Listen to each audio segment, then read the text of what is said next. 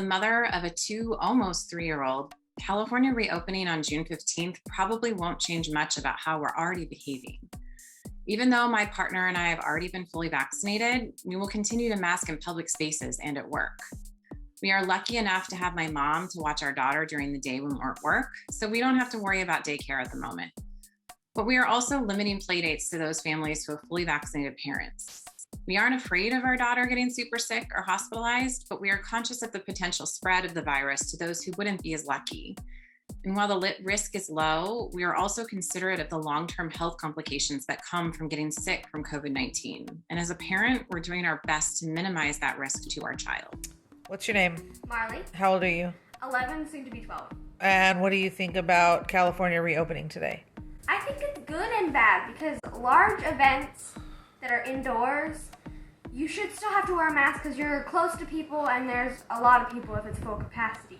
Grocery stores and shopping areas like malls and all that. I think it's good and bad because some people don't wear their mask correctly or just don't wear it at all, which is kind of good and kind of bad because some places you still should have to wear a mask, and like stores, it's good because people barely wear their masks in there and they don't wear them properly.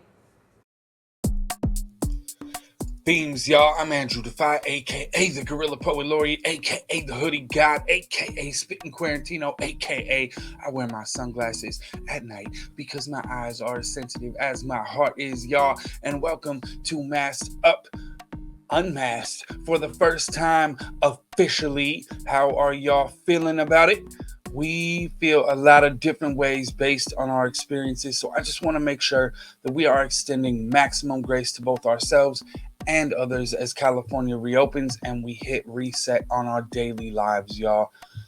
No matter what side of any number of issues that you might have been on the last year that we might disagree about, we all went through a collective trauma together and it is time to heal. So let's make sure that we're being gentle with ourselves and each other as we come back, y'all. While California is reopening, this does not mean COVID is over, especially for the rest of the world. Tonight, we're going to cover some of the variants that are coming out of other parts of the world and the effects that they are having. We will also be talking to Dr. Jeffrey Reynoso, Executive Director of the Latino Coalition for a Healthy California, about the effects of COVID on the Latinx community. So stick around. It's another information-packed episode of the internet's favorite community health live stream, and it starts now.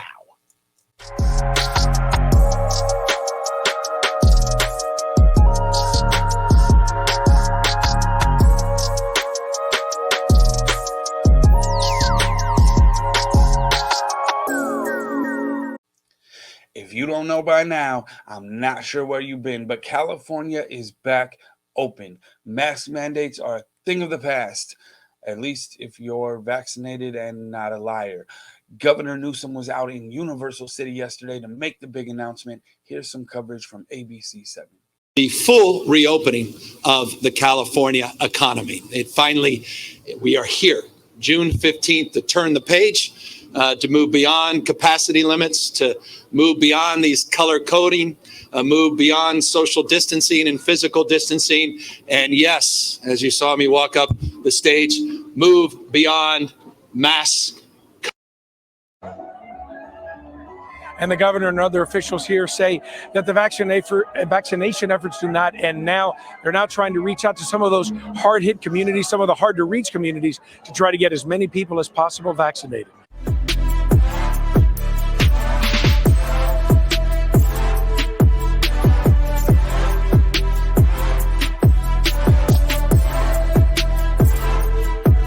This story comes to us from Jane Greenhalgh at NPR. The Delta variant, which was first detected in India, now accounts for more than 6% of all infections in the United States, according to the CDC. And this highly transmissible variant may be responsible for more than 18% of cases in some Western U.S. states. The variant, also known as B.1.617.2, is spreading rapidly in the United Kingdom and has quickly become the dominant strain there, responsible for more than 90% of infections and causing surges of COVID-19 in some parts of England. We cannot let that happen in the United States, Dr. Anthony Fauci said. Speaking at a White House COVID-19 briefing Tuesday, Fauci warned that the Delta variant may be associated with more severe disease and a higher risk of hospitalization. The good news is that the vaccines look like they can protect people against the Delta variant. A new study from Public Health England showed 2 doses of the Pfizer-BioNTech vaccine were 88% effective against symptomatic disease from the Delta variant, compared with 93% effectiveness against the Alpha variant, the variant first detected in the UK. The vaccine only provided 33% protection after just 1 dose. Fauci urged everyone who has received the first dose of the Pfizer or Moderna vaccines to make sure to sign up for a second. And for those who have still not been vaccinated yet, please get vaccinated, he said. He said vaccination is the best way to protect yourself and to stop this variant from spreading and becoming dominant in the U.S.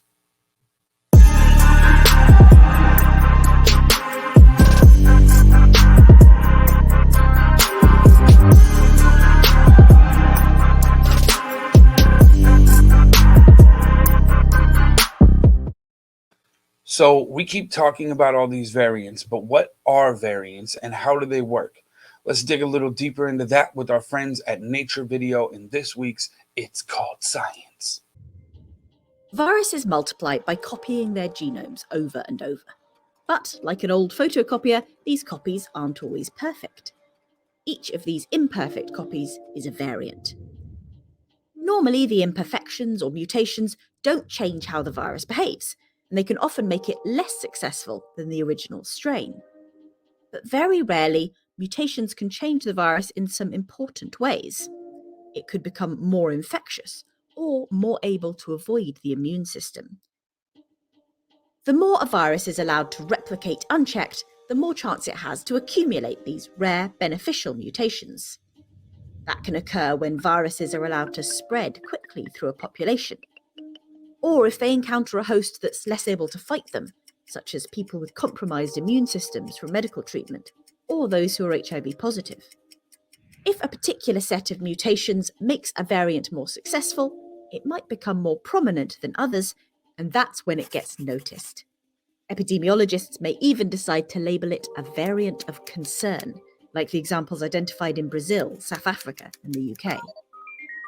For months, scientists have been striving to work out what's changed in these variants and what those changes mean. Because a variant spreading doesn't necessarily mean that it has an advantageous mutation. For example, a small number of people could, by chance, move a variant from one region to another, like tourists travelling back from popular vacation spots. This could cause that variant to start spreading in a new location, even though there may be no significant change to the biology of the virus. This is called the founder effect. Understanding why a variant has emerged requires a combination of studies. Epidemiology can help detect and trace new variants and flag new or worrying patterns of infection. Meanwhile, lab studies can start to pinpoint how the mutations are changing the properties of the virus. And studies like these are starting to identify mutations that have given the virus an upper hand. Some variants are faster spreading, and there are hints that certain mutations could start to weaken or even evade natural and vaccine-derived immunity.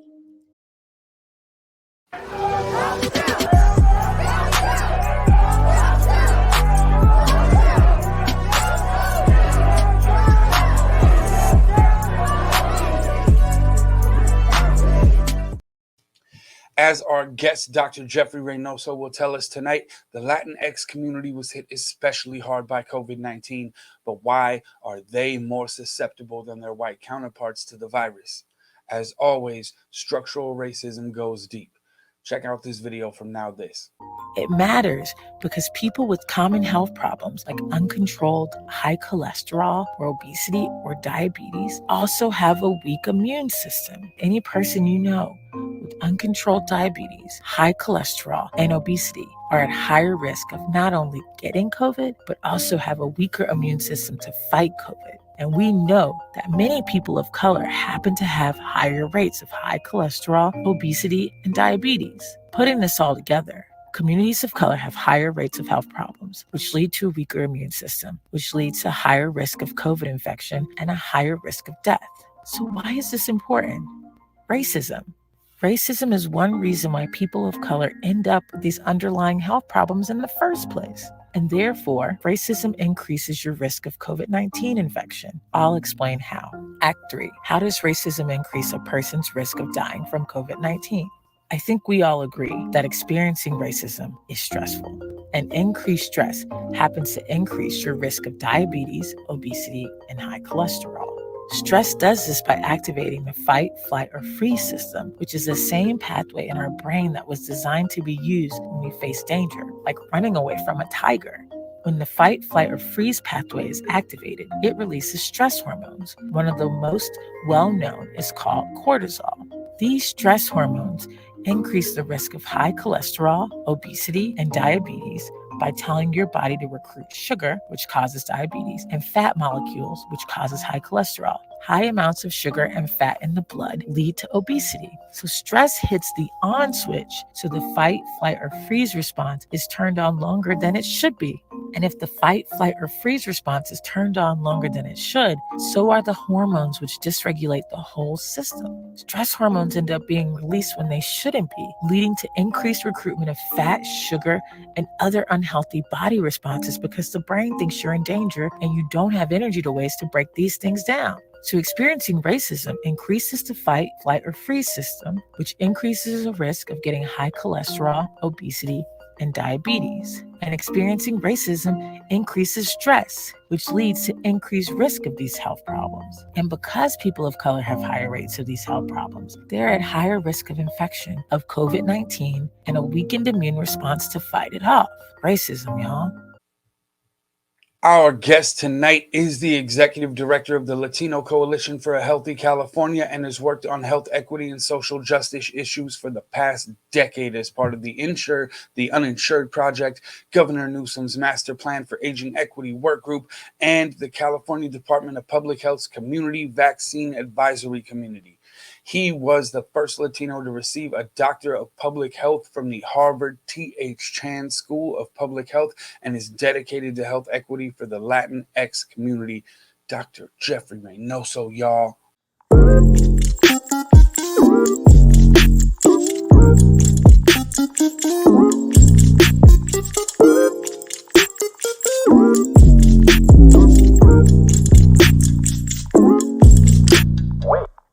Dr. Reynoso, how are you doing? Doing well, Andrew. How are you? And I'm so excited to have this conversation. All of our guests are very accomplished, very astute people, and you are no different. You were the first Latino to receive a Doctor of Public Health from Harvard School of Public Health. What inspired you to devote your life to public health advocacy? Well, thanks for the invitation and to be able to speak to your audience here tonight. You know, I think for those of us that do health equity work or advocacy work, we all often say the professional is personal. We have a personal lived experience of being marginalized at the margin. So I'm a son of immigrants, grew up primarily in the Central Valley, inland North San Diego County. So just encountering all of those systemic barriers, within my own family, with different systems, be healthcare, education, all of that, kind of instilled in me a desire to improve my family's life, also my community's life. I think for those of us that are able to, be in the right place at the right time sometimes and get the right mentorship, and we're able to, get out, as they often say, and be able to, get an education, get a job. It really gives you a different perspective, and you feel an obligation to give back. And, I do this work out of love for my family, my comunidad, and that's really what inspired me to get into health policy advocacy. And so from your experience working as the executive director of the Latino Coalition for a Healthy California, What are the greatest health challenges impacting the Latino community today, and what can we do to solve them? Yeah, a lot of challenges, and I also call them opportunities for the state of California in particular. With LCHC, just to share a little bit about our organization, we are the state's health policy advocacy organization, advancing health equity for our state's Latinx community. Latinos represent, depending on what numbers you look at, 39-40% and 40 million Californians. So we're a sizable community and population, and yet we still encounter a lot of socioeconomic challenges and barriers. And so when I think about what are those top three, the first one that we often find in conversations that we have through our community listening tours, where we go into communities on the ground, work with grassroots groups or community leaders, we often hear healthcare for all. So, we're in the middle of a once-in-a-century pandemic, and we saw some of the same challenges with healthcare access pre-pandemic, and those challenges have only been exacerbated. And especially for Latinos, one of the main barriers is that immigration status is often tied to access to our state's Medi-Cal system. So Medi-Cal is a program for low-income Californians at a national level. It's called Medicaid. And we've made decisions, right, as decision makers, policymakers, that undocumented folks aren't going to have access to healthcare, preventive healthcare services. And LCHC has been a longtime champion of the Health for All campaign. Some good news out of some of the budget deliberations this year with the legislator and the governor's office. There is, for the first time, an investment in Health for All seniors. So it's looking very positive that our senior population, which were one of the most impacted communities and age groups with COVID-19 and the pandemic, we're going to invest in it. And, that means a lot. As we think about the future of healthcare reform, let's get everyone covered. Let's get everyone access to healthcare. It should be a human right. It shouldn't be a privilege of a few. And the thing about healthcare is, if we don't have healthy communities, folks can't go to work. They can't go to school. So we want to have a productive, functioning democracy society, a productive California. We need folks covered. So that's the first issue. The second issue that we see in communities is just the lack of investment in what we call the social determinants of health, public health. I was trained in public health, so, I have a sweet spot for it. There's been decades of disinvestment in our public health infrastructure. I think we saw that with the pandemic. It's almost like this virus came and oftentimes, stretched local public health departments that were underinvested in for decades weren't ready necessarily they weren't ready with the workforce, with the data infrastructure to be able to know what's going on, to be able to effectively respond. And so LCHC has been looking at strategies and investing in our public health workforce in particular. And the aspect of it is that public health can be done in a silo, has to be done in partnership with community-based organizations like LCHC, so many grassroots groups on the ground. So we're a strong champion of the establishment of California's Health Equity Fund. The purpose of the fund is to invest in these local health department and community-based organization partnerships to address the social determinants of health, all of the factors outside of the healthcare system that we know make communities healthy, from access to affordable housing, access to healthy food. So really investing in that aspect of community health. And the third thing that I would just share, and this extends beyond the Latino Latinx community. It's for all communities of color. We really need to address historical racism in California that permeates all of our systems, organizations, from the macro to the micro level. Our good friend Senator Pan has been leading the effort on establishing the Office of Racial Equity to really look at what are our organizational practices with the state, and how are we really meeting the needs of a multicultural, diverse communities across the state. We need to contend with the fact that we have a history of racism, of slavery and genocide against Native peoples here in California. And we can't get to health equity if we don't talk about that and we don't address it.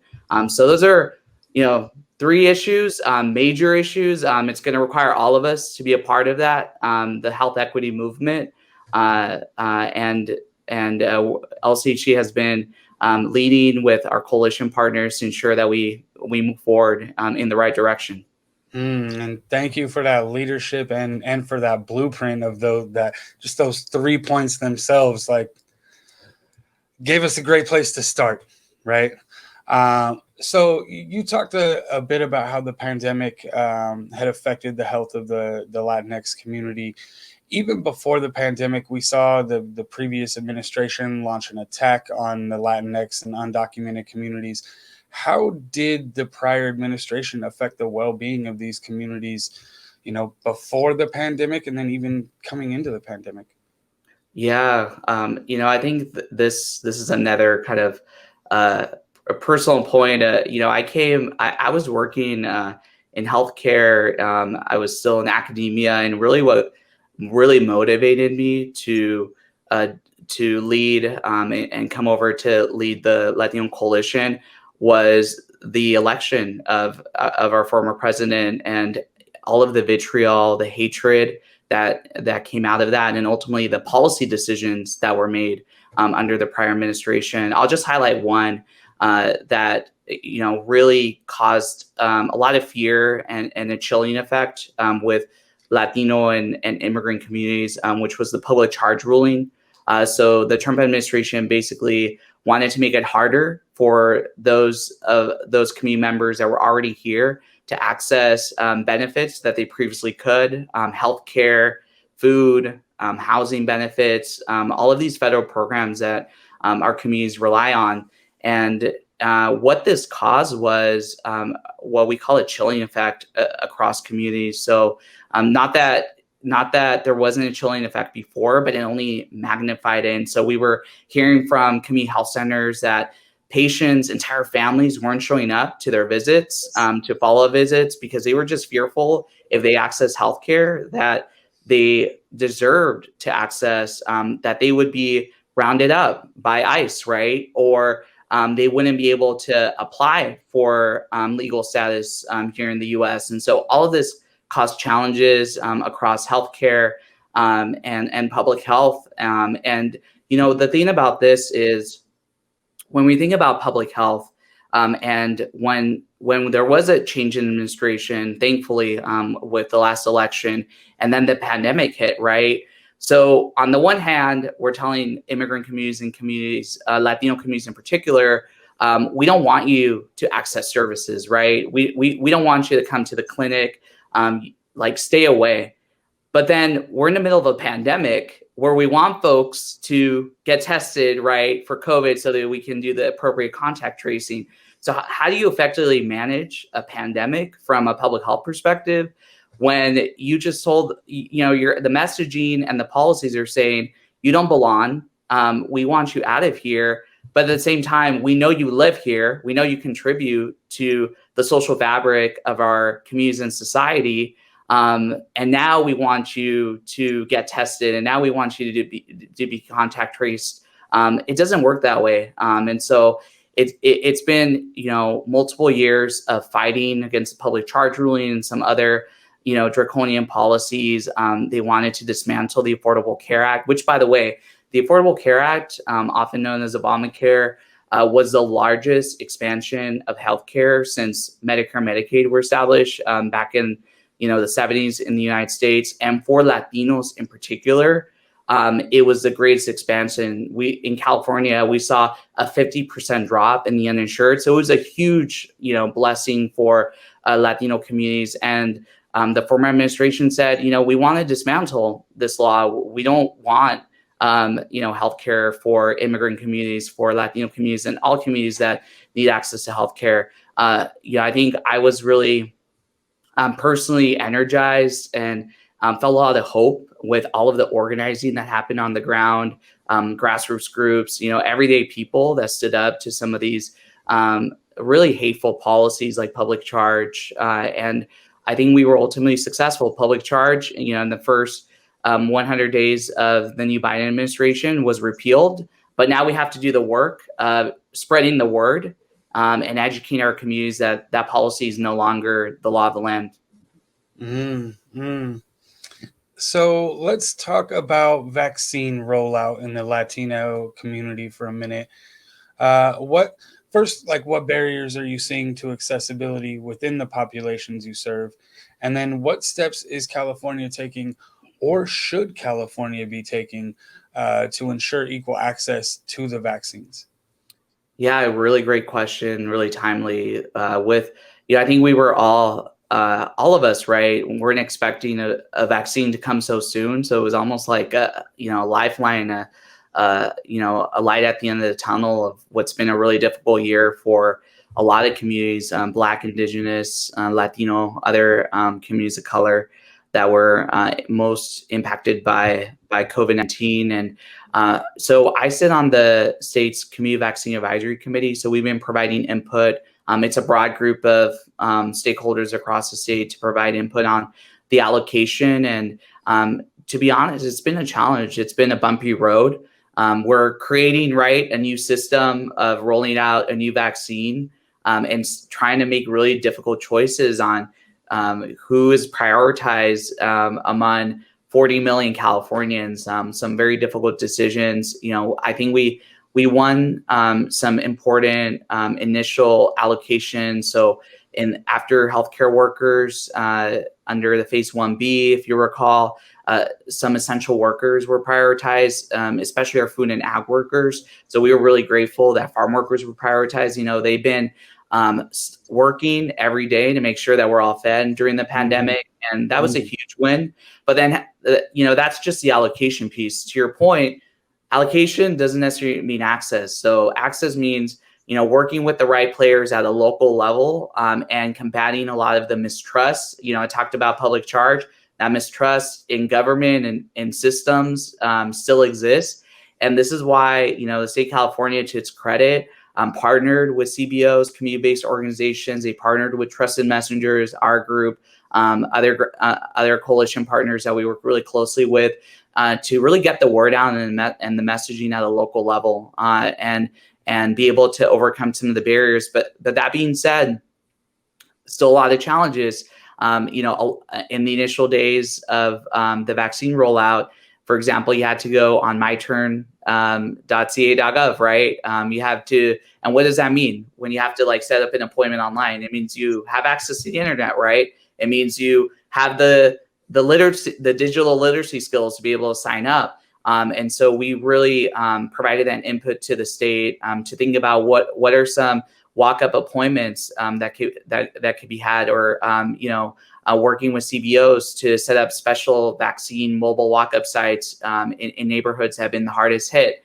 One of the biggest, I would say, structural policy changes that the state of California advanced, and this was in collaboration with public health advocates, health equity advocates. In early March, they announced that the state would adopt what's called a health equity metric. And without getting too technical here, I am a recovering academic.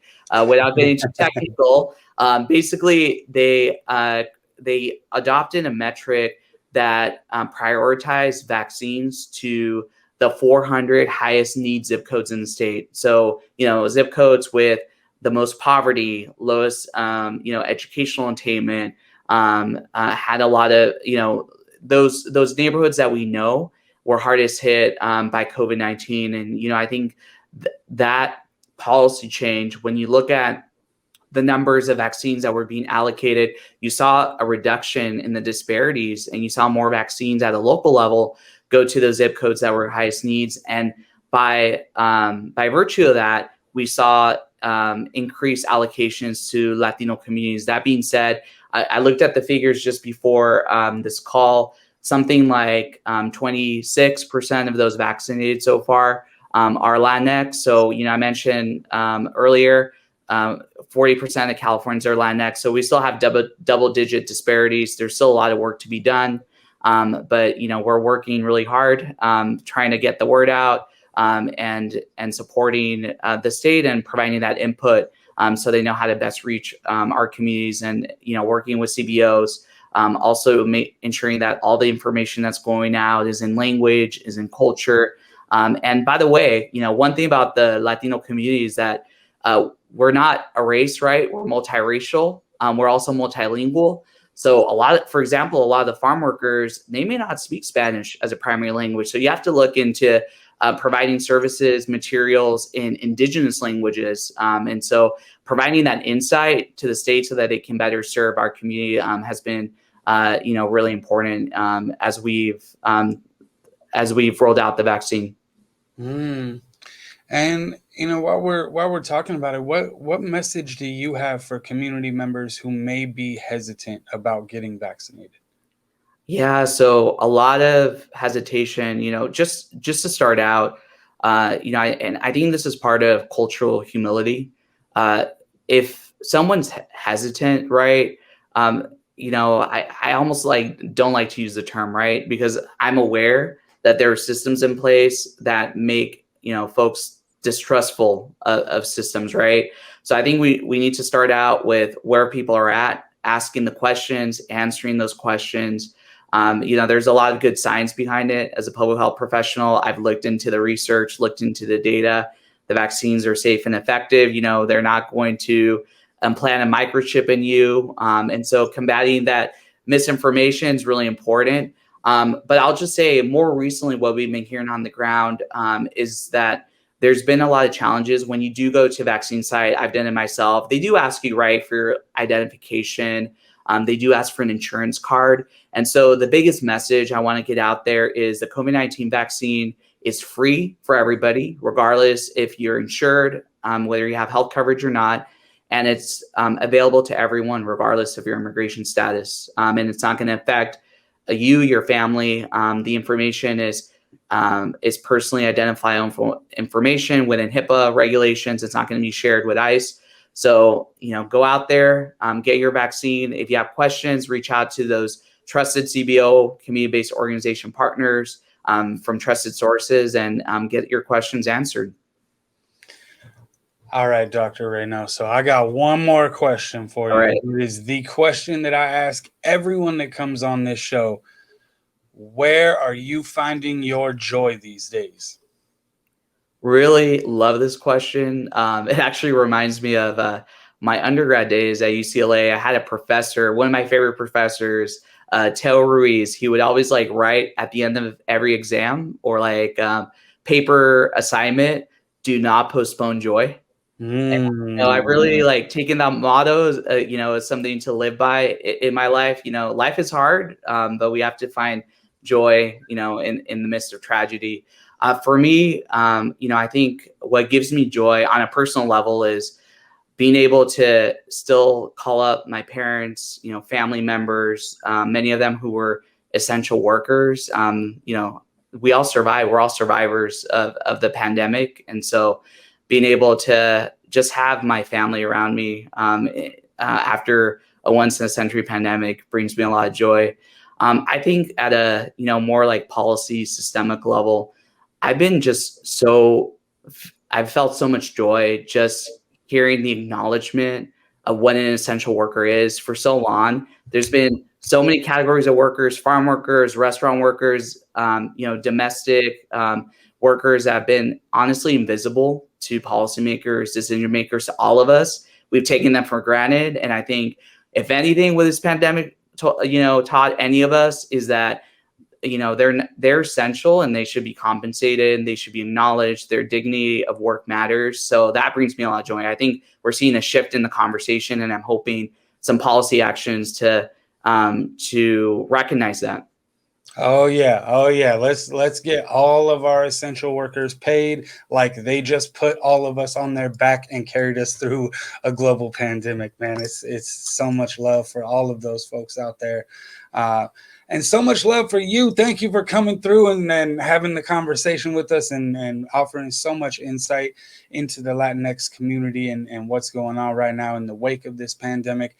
We'll have to touch base again on the other side once we're completely out, and we'll talk to you a little bit more. But thank you so much for who you are and all you do, and just for coming by and chopping it up with us today.